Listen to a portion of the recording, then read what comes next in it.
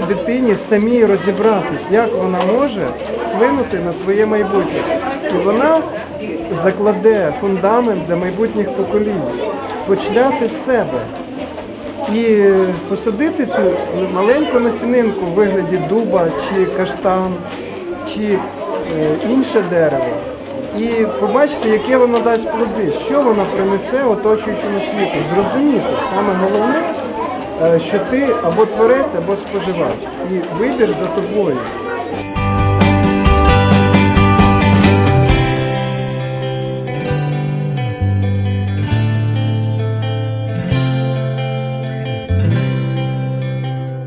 Нам показало те, що буде, якщо ти підеш на шляху творця або споживача. На шляху творця ти можеш зробити світ краще, ти можеш його удосконалити. А на шляху споживача ти будеш себе гарно почувати, але потім частіше всього ти будеш в лікарні, і коли ти вийдеш звідси, ти зрозумієш, як це бути, як бути творцем, як бути споживачем. Ми сьогодні саджали жолудь. Це було дуже цікаво та дуже захоплююче.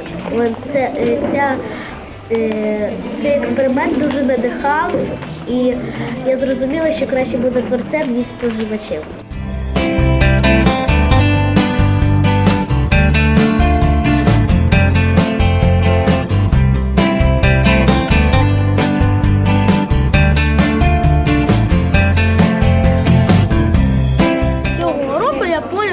Не треба природу загрязняти, її треба берегти.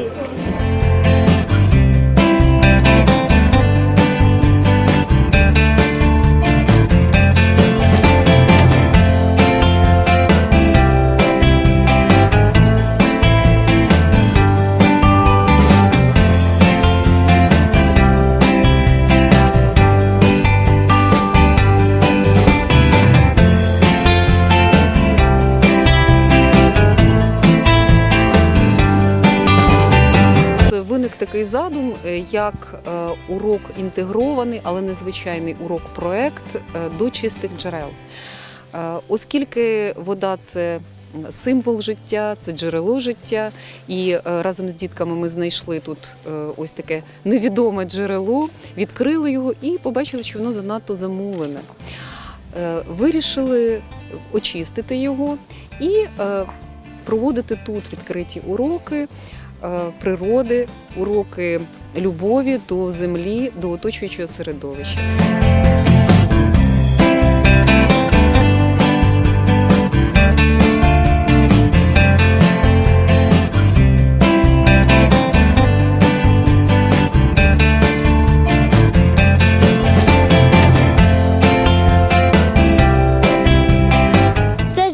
Ми знайшли, коли вийшли з гуртожитку і почали шукати по карті.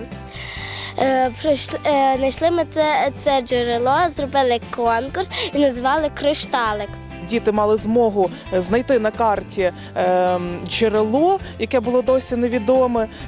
Вони орієнтувалися по карті, також таким чином допомогли природі, розчистивши джерело, яке впадає у Сапсаїв став.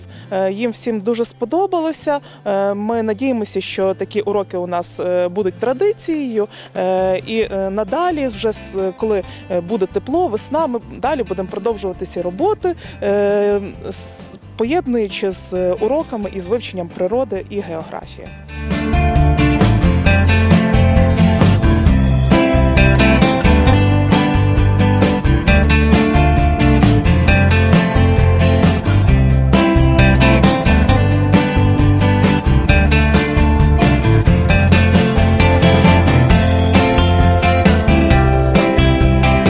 Такий урок мені надзвичайно подобається, бо ми це робимо заради природи, заради нашого майбутнього.